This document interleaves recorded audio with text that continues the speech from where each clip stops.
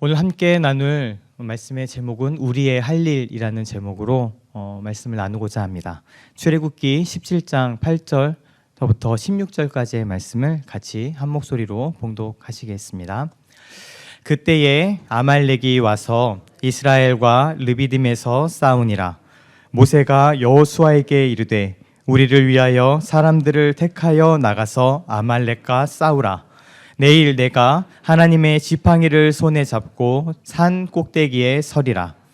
여호수아가 모세의 말대로 행하여 아말렉과 싸우고 모세와 아론과 훌은 산 꼭대기에 올라가서 모세가 손을 들면 이스라엘이 이기고 손을 내리면 아말렉이 이기더니 모세의 팔이 피곤함에 그들이 돌을 가져다가 모세의 아래에 놓아 그가 그 위에 앉게 하고 아론과 훌이 한 사람은 이쪽에서 한 사람은 저쪽에서 모세의 손을 붙들어 올렸더니 그 손이 해가 지도록 내려오지 아니한지라. 여호수아가 칼날로 아말렉과 그 백성을 쳐서 무찌르니라. 여호와께서 모세에게 이르시되 이것을 책에 기록하여 기념하게 하고 여호수아의 귀에 외어 들리라. 내가 아말렉을 없이하여 천하에서 기억도 못하게 하리라. 모세가 제단을 쌓고 그 이름을 여호와 니시라 하고 이르되 여호와께서 맹세하시기를 여호와가 아말렉과 더불어 대대로 싸우리라 하셨다 하였더라. 아멘. 여기 앉아 계신 모든 분들은 청년의 때를 다 지나갔을 겁니다. 저도 이제 사실은 요즘에 시골에 가면 그래도 60대 70대까지 청년 회장하고 있다고 하긴 하던데, 그래도 이제 청년의 이제 때를 지나고 저도 이제 중년의 시절로 들어가고 있죠. 청년의 때를 기억하시면 사람마다 느낌이 좀 다 다를 것 같아요. 제가 최근에 유튜브에서 봤던 어떤 영상에서 그 목사님은 본인의 20대를 생각을 하면 점심을 굶은 기억밖에 없다라고 얘기하시더라고요. 왜 그랬나 봤더니 그 목사님은 이제 신학 공부를 하면서 없는 살림에 또 신학 공부하고 또 열심히 공부를 하려다 보니까 책을 너무 읽고 싶고 책을 너무 사고 싶은데 그 돈이 없었던 거죠.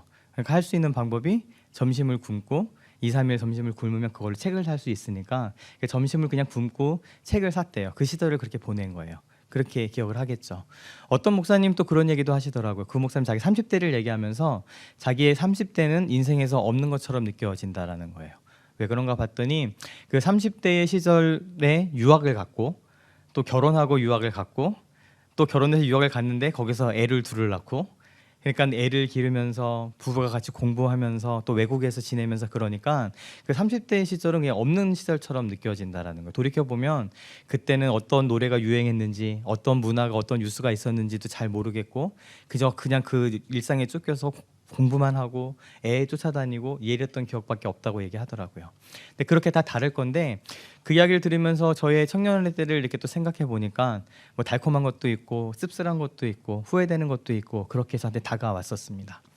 그런데 그 중에 하나 저한테 굉장히 따뜻한 기억이 하나 있어요. 무엇인가 하면 청년 때에 그 청년에 다녔던 교회에서 만났던 친구들입니다. 저랑 같은 동기들. 그 동기들이 만나서 그 신앙생활을 같이 했었고 그 뒤에 이제 졸업하고 그리고 직장도 잡고 결혼도 하면서 이제 자주는 만나지는 못하지만 그래도 때가 되면 서로 연락도 하고 잠깐 만나서 얘기도 나누고 삶을 나누던 그 따뜻했던 제 동기들이 좀 좋은 기억으로 남아 있어요. 그 이름이 뭔가 하면 땀띠라고 이름을 지었습니다. 왜 땀띠냐? 그러니까 서로 땀띠 날 정도로 끈적끈적하게 붙어있자, 이제 그런 얘기로 지었었던 그 이름이에요. 그래서 우리가 모일 때는 땀띠 모임 이렇게 불러서 그 시간들을 지냈었는데, 사실은 이틀 전에 오랫동안 아무 연락이 없던 그 카톡방이 이렇게 있을 거 아니야. 그 카톡방에 친구 하나가 글을 올렸는데 그 글의 내용이 뭐였냐면, 그러니까 그 사람은 이제 어려우니까 들은 사람 내가 누구를 대신해서 올린다라고 올렸는데 그 친구 이제 아들의 투병 소식이었습니다.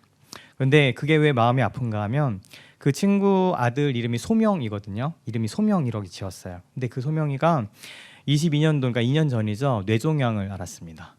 그 어린 나이에 아직 초등학생밖에 안 된 그 아이가 뇌종양을 앓았고요.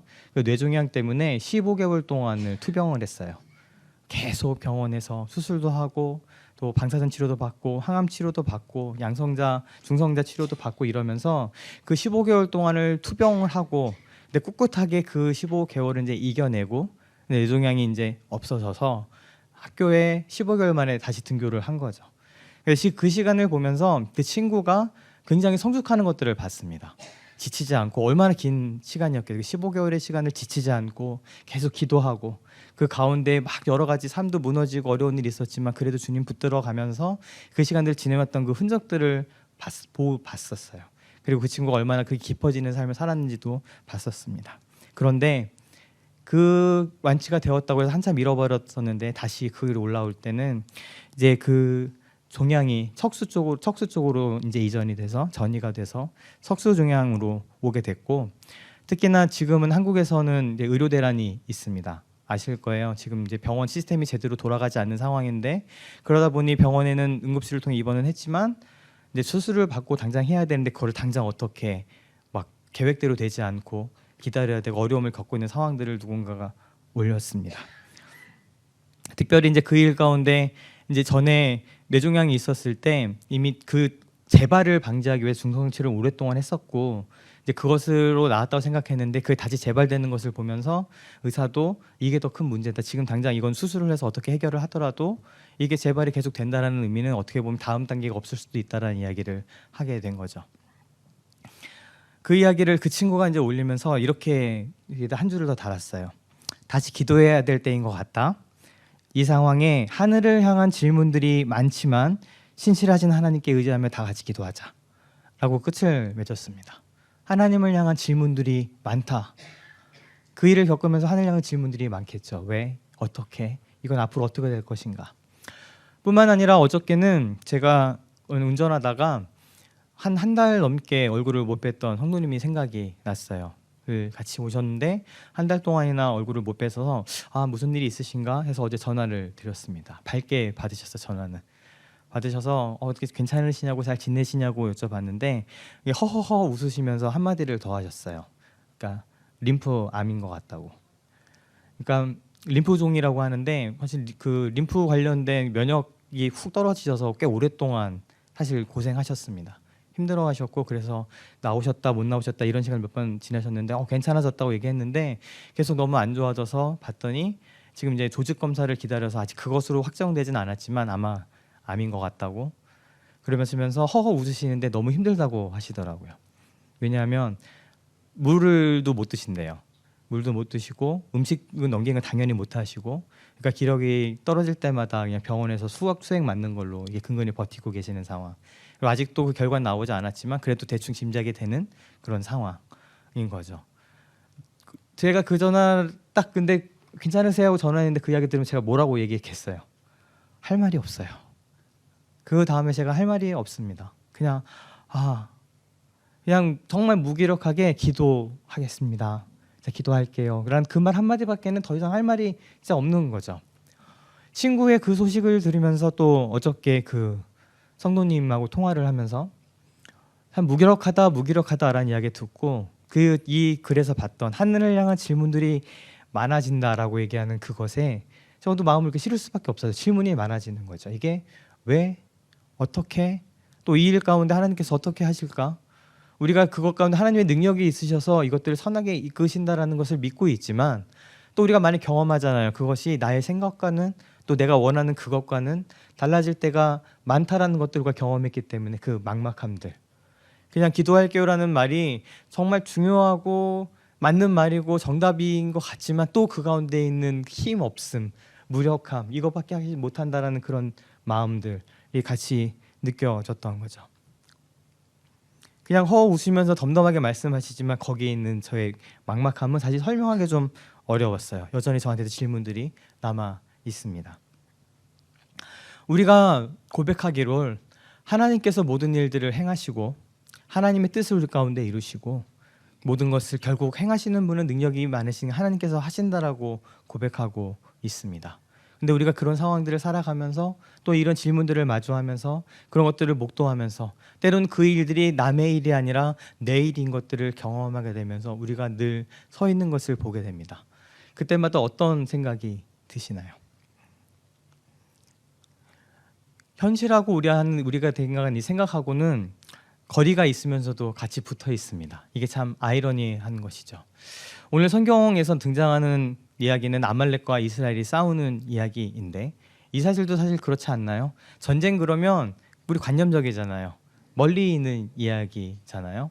그나마 요즘에는 전쟁이 조금 피부에 와닿는 게 옛날에는 전쟁이라는 것을 별로 경험하지도 않았고 또 우리가 걸프전이나 이런 걸 통해서 봤던 전쟁은 그냥 전투기 날아가서 폭탄 몇 개 터트리면 끝나는 그냥 이런 거라고 생각했는데 이제는 어떤 미디어가 그런 거대 미디어가 아니라 뭐 유튜브라던가 이런 것들의 실상들이 나타나기 시작하면서 이러한 전쟁이 일어나게 됐을 때 우크라이나에서 전쟁이 일어났을 때 팔레스타인하고 이스라엘이 싸움이 일어났을 때 얼마나 무고한 사람들이 죽어나가고 얼마나 어린아이들이 죽어나가고 그 수많은 사람들이 상실감 가운데 거한다는 걸 우리가 느낍니다.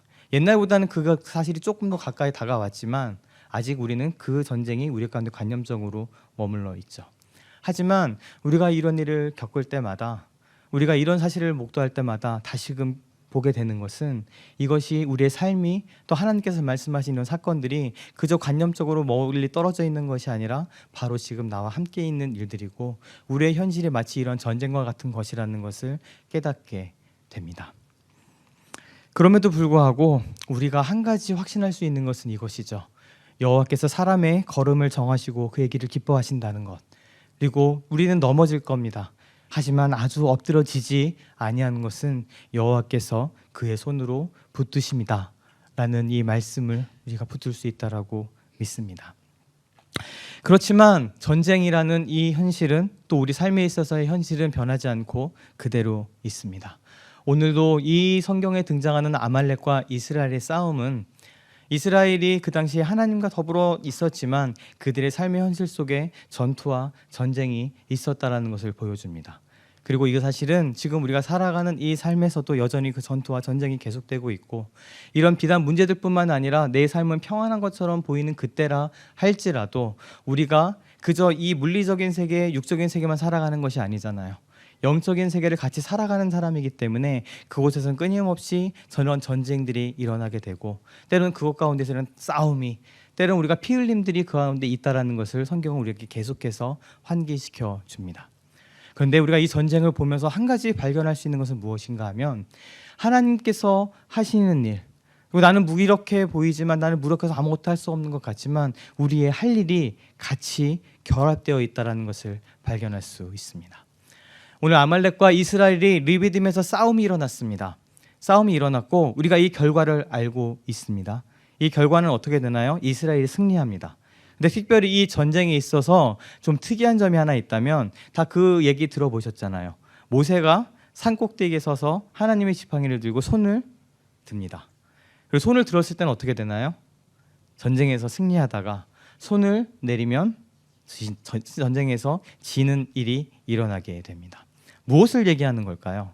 무엇을 얘기해 주는 걸까요? 결론이지만 너무 당연하게 이 전쟁의 승리가 이 전쟁에서 싸우시는 분이 누구시라는 걸 보여주는 건가요? 하나님이시라는 것을 보여주고 있습니다. 사실 산꼭대기에 올라가서 손을 든다라는 행위는 전쟁하고는 요만큼도 관련이 없는 일이에요. 전쟁에 요만큼도 도움이 되지 않는 일입니다. 아무런 관계가 없어요. 사실 모세가 그것을 보면서 뭐 작전 지시를 내렸다거나 그것을 보면서 뭐 전략을 짜갖고 이건 이렇게 하라고 뒤에서 전략을 짰다거나 무언가 지휘를 했다거나 이런 게 아니잖아요. 그저 손을 들었어요. 이게 전쟁하고 무슨 상관이 있고 손을 내렸어요. 이게 전쟁하고 무슨 상관이 있어요.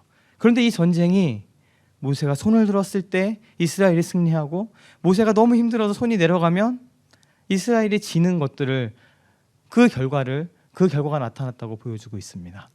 다른 것 아니에요. 이 전쟁은 하나님께 속했다라는 것을 보여주기 위함인 겁니다. 이 전쟁의 모든 승패는 하나님께 달렸고 우리가 다른 성경에서 고백하듯이 전쟁은 누구께 속했다고요? 하나님께 속했으니 이 전쟁에 승리하는 것도 이 싸움에서 승리하는 것도 이 전투의 모든 그것이 하나님께 달렸다는 것을 너무 명확하고 너무 확실하고 너무 분명하게 보여주는 것이 오늘의 이 사건입니다. 그런데 우리가 하나님께서 일을 하시고 하나님께서 전쟁하시는 거라면 그것들이 하나님께 달려있다는 거면 그냥 더 좋은 것도 있을 수 있잖아요. 그냥 가만히 있으면 되잖아요. 그게 더 훨씬 더 효율적이지 않아요? 어차피 하나님께서 하시는 거면 이스라엘 백성들은 가만히 있고 때로는 하나님께 그렇게 일을 하세요. 너희는 가만히 있어라. 하나님께서 하신 일들을 바라라고 말씀하십니다. 근데 이 전투에서 그렇게 해도 좋잖아요. 어차피 하나님께서 하시는 거라면 너희들은 다 쉬고 가만히 있고 봐. 그리고 그 어느 다른 전쟁처럼 그냥 밤사이에 호련히 천사들을 통해서 그 모든 적군이 쓰러지는 그런 역사들. 여리고가 그랬던 것처럼 그저 여리고를 향해 나팔 불고 소리만 질렀을 뿐인데 벽이 무너지는 그 일을 그렇게 봐도 되잖아요. 그런데 오늘 이 가운데 시작은 모세가 여호수아에게 뭐라고 얘기합니까? 우리를 위하여 사람들을 택하여 나가서 아말렉과 싸워라 라고 이야기를 합니다. 하나님께서 이 전쟁은 분명히 하나님께 속한 것이고 나에게 달렸다라고 말씀하시지만 이 전쟁을 위해서 모세는 여호수아에게 너는 이 사람들을 택해서 우리를 위해서 나가서 싸우라고 이야기를 하십니다. 우리의 역할이, 우리가 해야 될 일이 있다라는 것이죠. 근데 그것은 우리의 생각과는 달리지 않았어요.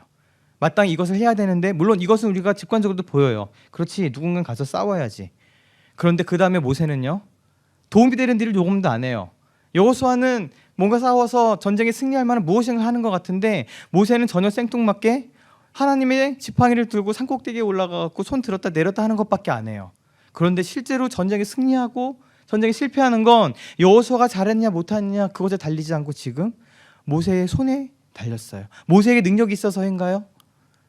모세에게는 어떤 초능력 같은 게 있어서 손을 들면은 막 사기가 올라가고 아니면 뭐 레이저 같은 게 막 나가갖고 적군을 쓸어버리나요? 아니잖아요. 그런데 그것을 통해서 보여주고 싶은 것은 하나님이 이 전쟁 가운데 함께 하신다라는 것, 그리고 이 전쟁의 승패가 하나님께만 달렸다라는 것을 보여주기 위함입니다. 여호수아는 가서 싸우고 모세는 가서 손을 들고 또 아론과 훌은 더 웃겨요. 손 들고 내리는 것도 웃긴데 손이 안 내리고 옆에다 받치는 역할을 해요. 바보의 바보짓을 하는 것처럼 느껴지지 않으세요? 모세가 손을 들면 너무 피곤하니까 우리 어렸을 때도 제일 먼저 받는 벌이 뭐예요? 손 드는 벌을 제일 먼저 받잖아요. 힘드니까 손이 점점 힘들고 내려가니까. 그리고 이거 내려가지 않도록 전쟁이 뭐 5분 10분 하고 끝나는 게 아니잖아요.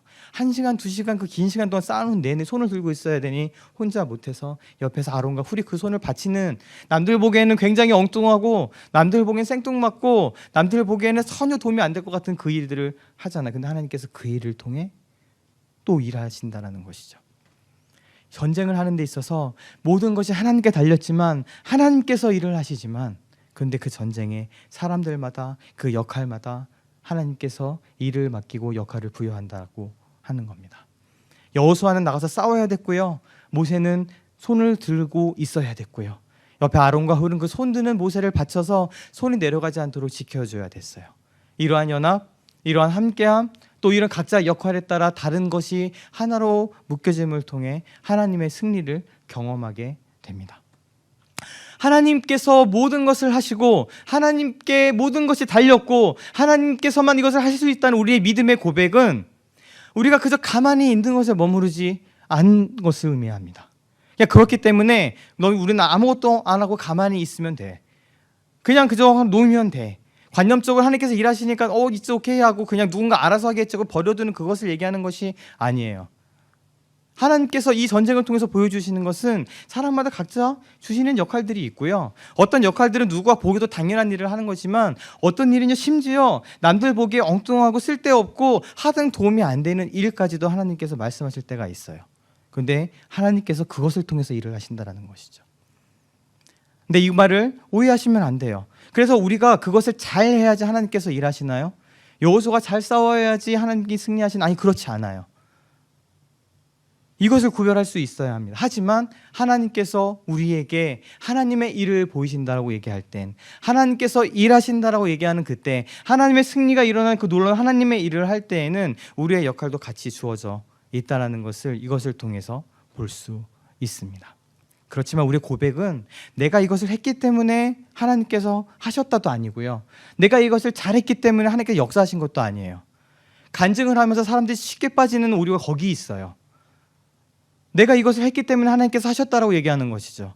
내가 이것을 잘했기 때문에, 내가 지금 이 순간에 내 모든 재물을 하나님께 바치는 순종을 했기 때문에, 아니요, 그렇지 않아요.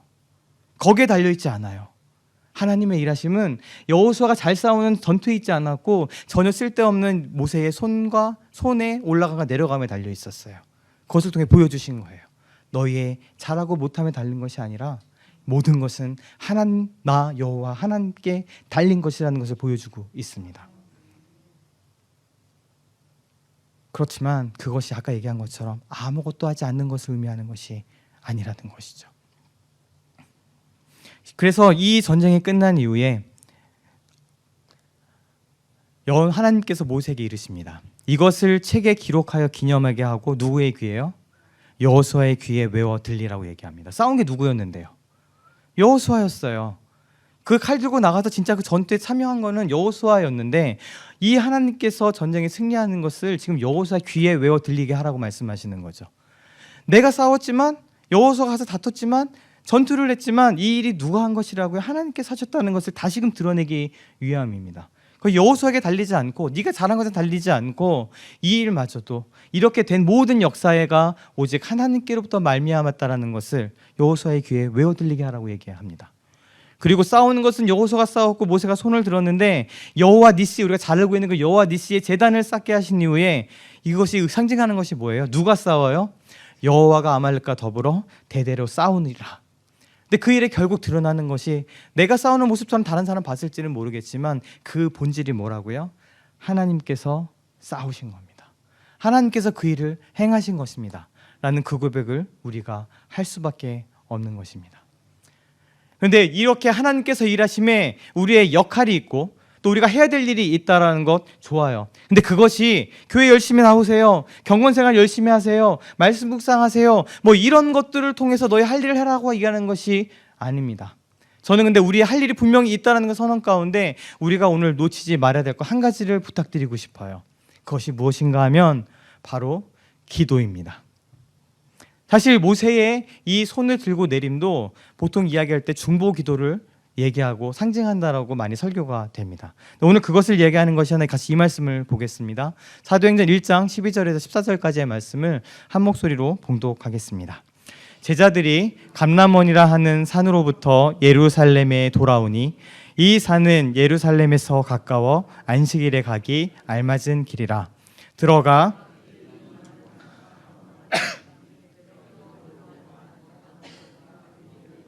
도마와 바돌로메, 마테와 및 알페오의 아들 야고보, 셀로신 시몬, 야고보의 아들 유다가 다 거기 있어 여자들과 예수의 어머니 마리아와 예수의 아우들과 더불어 마음을 같이하여 오로지 기도에 힘쓰니라. 아멘. 사도행전 1장 유명한 말씀 하나 기억하시죠? 저 어렸을 때 무지하게 많이 외웠던 말씀이 하나 있습니다. 뭔가요? 오직 성령이 너에게 임하시면 너희가 권능을 받고 예루살렘과 온 유대와 사마리아와 땅끝까지 이르러 내 증인이 되리라 하시니라. 아멘.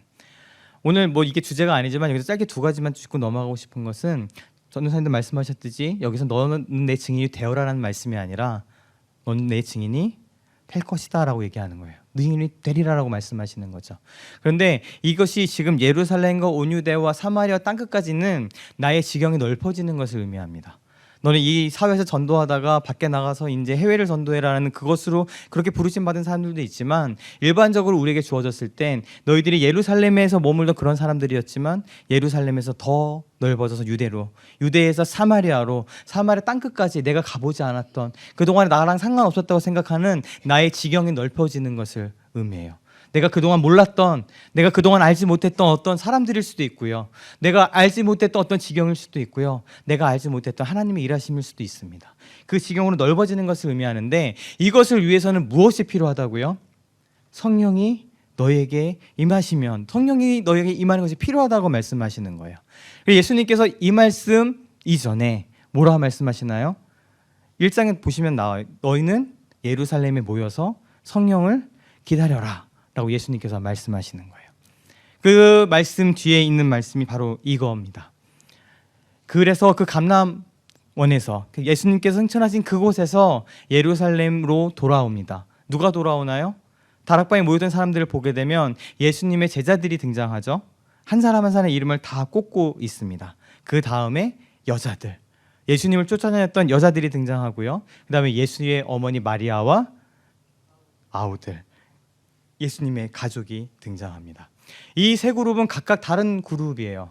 다른 그룹이 이렇게 서로 다른 사람들이 있습니다. 이 사람들 공통점이 하나 있다면 예수님의 부활을 목격한 사람들이라는 공통점은 있어요. 근데 그 외엔 이 사람들 다른 사람들인데 이렇게 전혀 다른 세 그룹이 모여서 무엇을 하고 있나요? 같이 하여 오로지 기도에 힘쓰니라 라고 되어 있습니다. 지금 이들에겐 더 이상 무엇이 없어요. 예수님의 말씀이 없어요.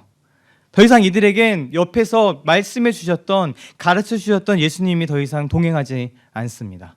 그리고 이들은 초대교회에 이제 등장을 준비하기 위해서 성령을 기다리고 있고, 실제로 2일 이후에 오순절 때 성령의 임하심을 통해 초대교회가 시작이 됩니다. 우리 교회의 처음 그 뿌리가 시작이 되는 것이죠.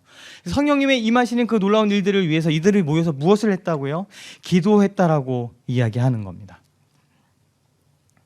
우리 상황과도 비슷하지 않을까요? 지금 우리들 상황도 아주 흡사하지 않을까요? 우리 가운데 우리들을 묶어주었던 전혀 다르고 서로 다른 취향이나 전혀 다른 신앙색깔이나 전혀 다른 지향점을 갖고 있던 사람들이 이 마음이 가난한 사람들의 교회에 우리가 사랑하고 존경하는 목회자를 통해서 모였습니다. 그 공통점은 다 가지고 있어요. 근데 다 제각각이에요. 근데 그렇게 하나를 묶어주었던 우리의 구심점이 이제 계시지 않습니다. 예수님께 제대로 계시지 않았던 것처럼 더 이상 그의 말씀이 우리 가운데 있지 않고 더 이상 우리 가운데 했던 그 목회 우리 가운데 있지 않아요. 흩어져 있어요. 그런데 하나님께서 예수님이 없는 그때에 이들을 모아서 놀라운 일들을 행하신다라고 약속하셨습니다. 그리고 그 일을 행하십니다. 그런데 그 일을 행함에 있어서 그냥 주시면 되고 그냥 일하시면 될 텐데 무엇을 하나요? 모여서 기도합니다. 저는 오늘 이것이 우리의 할 일이라고 믿습니다. 우리 가운데 하나님의 뜻이 이루어지고 우리 가운데 하나님께서 모든 것들을 행하시고 모든 것들을 역사하신다는 그 믿음 있지만, 그런데 우리가 가만히 있어서 하나님의 구원들을 보고 그것들을 감격하는 일들이 우리 가운데 계속되어 왔지만, 근데 그 일 가운데 아까 전투에서 보았던 것처럼 우리에게 할 일이 있어요. 사람마다 다 다를 거예요. 저에게 맡겨진 일도 다를 거고요. 여기 계신 분들 중에 교육자인 분들 혹은 어떤 직책을 맡으신 분들 아닌 분들 다 다를 겁니다. 하지만 그 어느 하나도 비껴나갈 수 없고 어느 한 분도 내 것이 아니라고 얘기할 수 없는 역할이 우리에게 주어져 있어요. 그것은 바로 기도하는 겁니다. 이들도 함께 모여 기도했습니다. 마음을 같이하여 기도했습니다. 구심점이 없는데 하나로 묶어주었던 그 존재가 없는데 이들을 하나로 묶어주고 같이 있을 수 있게 해주었던 것은 기도였습니다. 그들이 모여서 기도합니다. 이것이 바로 우리가 할 일입니다. 하나님의 일하심은 우리가 가만히 있는다고, 우리가 그냥 아무것도 하지 않는다고 이루어지는 그것을 기다리는 것이 아니에요. 마땅히 우리가 할 일을 하면서 하나님의 일하심들을 기다리고 하나님의 일하심들을 구하는 겁니다. 그 우리의 할 일은 무엇이라고요? 무엇을 해라 그것이 아니라 기도입니다. 이것은 그 누구도 예외가 될 수 없습니다. 우리가 해야 되는 것은, 우리가 마음을 같이 해서 지금 이 순간에 해야 되는 것은, 마음이 가난한 사람들의 교회를 위해서, 혹은 아까 얘기했던 전쟁 가운데 있는 어떤 큰 질문 가운데 있어서 어찌할 바를 모르겠는 그 상황들 속에서, 들으면 막막하고 무력해지는 그 상황들 속에서도 우리가 해야 될 일 하나가 바로 기도입니다. 하나님 앞에 바짝 엎드리는 그것, 하나님 앞에 그냥 모든 것을 내어놓고 그것이 탄식이든 울음이든 눈물이든 관계없이 그분 앞에 나아가 기도하는 것, 마음을 같이 해서 기도하는 것, 이것이 바로 지금 우리의 할 일인 것이죠. 이것이 없이는 우리가 하나님의 일하심을, 하나님께서 일하시지만 그 하나님의 일하심을 볼 수 없습니다. 경험할 수 없고 하나님께서 그 기도를 사용하셔서 일하시는 하나님의 응답을 우리가 발견할 수 없어요. 왜요? 하나님의 일하심은 나의 생각과 다르기 때문입니다. 나가 그 무언가 바람을 통해 열심히 기도하지만 나의 것들을 하나님 앞에 다 토해내고 내가 원함들을 울으면서 아뢰지만 그것대로 되지 않을 수 있어요. 하지만 그것은 나의 기도를 통한 하나님의 응답입니다. 그것은 기도하는 사람만이 가꿀 수 있는, 기도하는 사람만이 누릴 수 있는 커다란 특권이죠. 하나님의 일하심을 보고 그 일하심을 경험하고 내 것이 되고 그것을 보고 기뻐하고 여호와 니시라고 얘기할 수 있는 것도 그 가운데 싸웠던, 손을 들었던, 그것을 도왔던 나의 기도가 있지 않고선 그 가운데 있을 수가 없는 것입니다. 우리가 말씀만 듣게 되면요, 관념적으로 우리가 거기까지 갔다라고 착각해요. 그거 아시나요? 우리가 말씀을 듣고 그 말씀에 동의가 되고 은혜 받았다고 생각하면 나도 모르게 난 그 수준에 갔다라고 스스로를 착각해 버립니다. 관념적으로 착각해 버려요, 진짜로. 아무것도 안 하고 그냥 난 그 말씀 들었고 내가 깨달았고 그 말씀 좋았으니까 난 어느 정도 그 수준까지 갔다라고 생각합니다. 아니요, 커다란 착각입니다. 물론 그 깨달음, 하나님 향한 바른 이해, 하나님 가운데 바로 서 있는 그것이 필요합니다. 그렇지 않고 기도만 열심히 한 사람들은요, 잘못된 확신과 잘못된 자기에 빠져서 그것이 강화되어져 나가요. 그렇기 때문에 분명히 그 기도함에 있어서는 먼저 하나님을 향한 바른 깨달음과 진리에 대한 알미 필요합니다. 근데 저는 마음이 가난한 사람들의 교회는 그 말씀을 깨닫고 아는 사람이라고 믿어요. 늘 고백하듯이 하나님께서 깨닫게 하지 않으시면 안 되는 그 하나님 말씀을 깨달은 자들이 바로 우선 우리들이라고 믿습니다. 그런데요, 그 깨달음이 우리 가운데 있다고 가만히 계시면, 그리고 내가 그것까지 갔다고 착각하시면 안 돼요. 거기까지 가게 하는 것, 그것을 결국 내 삶으로 체화되게 하는 것, 그것까지 가서 결국 하나님과 동행하게 하는 것은 기도 없이는 불가능합니다. 심지어 우리 예수님께서도 기도하셨어요. 하나님의 일을 하시는 그 모든 일들이 하나님의 일 그 자체였던, 하나님께서 일하시니 나도 일한다라고 말씀하셨던 예수님도 새벽에 일어나 한적한 곳으로 가서 기도하셨습니다. 기도 없이는 그것이 불가능하기 때문입니다. 귀신을 쫓아내는 일도 마찬가지예요. 귀신을 쫓아내지 못한 제자들이 예수님께 나와서 묻었습니다. 주님, 우리는 왜 능히 그 귀신을 쫓아내지 못했습니까? 예수님께 대답하십니다. 기도 외에 다른 것으로는 이런 종류가 나갈 수가 없다. 귀신을 쫓아내는 게 사람의 일인가요? 누가 능력이 있어서 하는 일인가요? 내가 능력이 있어서 귀신을 쫓아내나요? 그 일이 일어나고 악한 것이 떠나가는 일이 있다면 그것이야말로 누구의 일인가요? 그것이야말로 하나님의 일이 아닌가요? 그래서 예수님께서 말씀하셨어요. 뭐라고 시비 거는 사람들에게, 너는 귀신 마귀의 괴수여서 바알세불의 힘을 힘입어서 귀신을 쫓아낸다 얘기하는 그들에게 내가 하나님의 능력으로 이들 쫓아내는 것이면 하나님 나라가 너희 가운데 이미 임했다. 그건 하나님의 일인데요, 내가 하나님의 일이 이루어지는 것인데도 불구하고 예수님께서 말씀하셨어요. 기도 외에는 그 하나님의 일하신 모든 것이 하나님께 달린 그 일마저도 기도 외에는 이런 종류가 나갈 수가 없다라고 예수님께서 말씀하셨습니다. 이것 없이 내가 무엇인가를 이뤘다고 생각하시면, 이것 없이 내가 무엇인가까지 갔다고 생각하시면, 이 기도함 없이 하나님의 일하심을 내가 보고 경험했다고 생각하시면 다시 한번 하나님께 되돌아보셔야 합니다.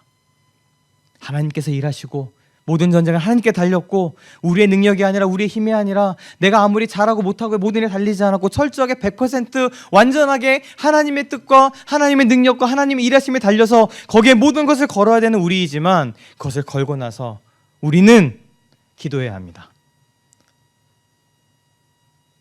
열심히 기도하고 열심히 무언가 하라는 그런 얘기가 아니에요.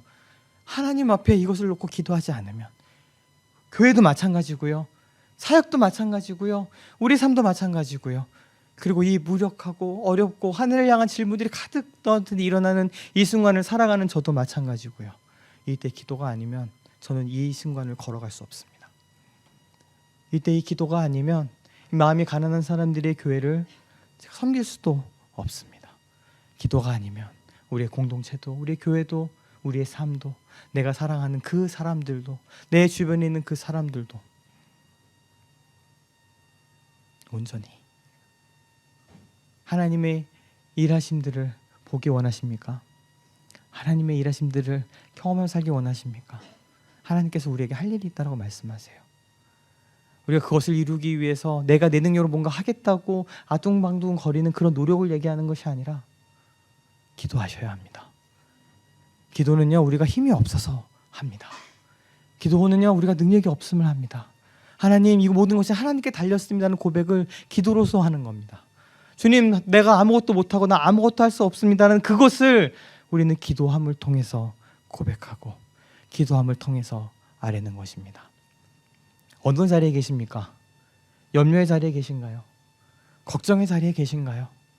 지금 저와 같이 많은 질문들을 끌어안고 하나님 앞에서 한숨을 쉬는 그 자리에 계신가요? 같이 그 자리를 들고 일어나셨으면 좋겠어요. 같이 그 자리 들고 일어나서 하나님 앞에 무릎을 꿇는 그 자리를 피고 같이 무릎을 꿇기를 간절히 소원합니다. 같이 하나님께 기도함으로, 하나님께 나아감으로 우리 교회 가운데, 내 가운데, 내 삶 가운데, 내 가정 가운데 놀라운 일들을 행하실 하나님의 하나님 되심으로 놀라운 역사하심으로 은혜를 베푸실, 그 사랑을 베푸실 하나님 앞에 나아가기를 간절히 소원합니다. 같이 우리 이 찬양을 드리고 잠깐 기도하는 시간 갖겠습니다. 어려운 일 당할 때 나의 믿음 적습니다. 네, 저는 믿음이 적은 목회자입니다. 그런데 한 가지 확신하고 믿는 것은 이 믿음 없는 이 믿음의 적음을 하나님께서 도우셔서 주님의 믿음으로 채우실 것을 저는 믿습니다. 이 믿음이 적기 때문에 저는 주님을 의지할 수밖에 없고, 주님을 의지하는 그 모습은 주님 앞에 엎드려 기도하고 우는 것으로 밖에 표현하지 못합니다. 세월이 지나갈수록 우리는 이것을 깨닫게 되는 것 같습니다. 이거 외엔 안 되는구나, 하나님 외엔 되지 않는구나. 우리 주님을 의지하며 나아가십시다. 그리고 그 의지함은 우리가 기도함을 통해서 이루어집니다. 같이 주님 앞에 어려운 일 당할 때 나의 믿음 적지만 의지하는 내 주를 더욱 의지합니다. 같이 찬양하며 나아가겠습니다. 어려운 일 당할 때 나의 믿음 적으나 의지하는 내 주를 더욱 의지합니다. 주님, 우리는 이 어려운 일을 당할 때에 또는 감히 우리가 다 해석하지 못하고 도무지 알지 못한 그 막막한 일을 당할 때마다 우리의 믿음이 얼마나 적은가를 보게 됩니다. 하지만 이것을 도우실 수 있는 분이 오직 우리 구주 예수 그리스도를 믿사오니 주님, 우리가 믿나이다. 우리의 믿음 없음을 도와주시옵소서. 성령님 함께하여 주셔서 우리가 이제 기도하는 자리로 나아가도록 우리를 이끌어 주시고, 하나님, 주님께서 기도의 사명을 부어주셨지만 그 사명을 잃어버린 이들이 있다면 새롭게 기름 부어주시고, 또 하나님 기도의 자리를 오랫동안 잃어버렸던 자들이 있다면 주님께서 다시금 새롭게 마음을 허락하여 주셔서 이제 우리가 성령님 이끄심을 통해 기도의 자리에 나아가 하나님의 일하심들을 보게 하여 주시옵소서. 우리의 어떠함이 아니라, 우리의 능력이 아니라, 우리의 잘남이 아니라, 내가 무엇을 한 그 행위이 아니라 오직 하나님의 은혜를 통해 하나님의 역사심과 능력을 통해 일하시고 주님의 뜻을 이루시는 하나님, 그 전쟁에서 승리케 하시는 하나님의 놀라운 역사를 이제 우리 눈으로 보게 하여 주시옵소서. 그 자리에 주님과 함께 머물기를 소원합니다. 주님, 우리와 함께하여 주시옵소서. 지금은 우리 구주 예수 그리스도의 크신 은혜와 아버지 하나님의 변함없으시고 끊임없으신 그 깊은 사랑하심과 성령님의 내주하시고 함께하시고 능력을 주시는 그 역사하심이 기도의 자리에 나아가는, 또 기도 가운데에서 하나님의 은혜를 구하는 우리 사랑하는 마음이 가난한 사람들의 교회 성도 한 분 한 분과 이 예배 가운데 있는 한 분 한 분 가운데 지금부터 영원까지 함께 하시기를 간절히 축원하옵나이다. 아멘.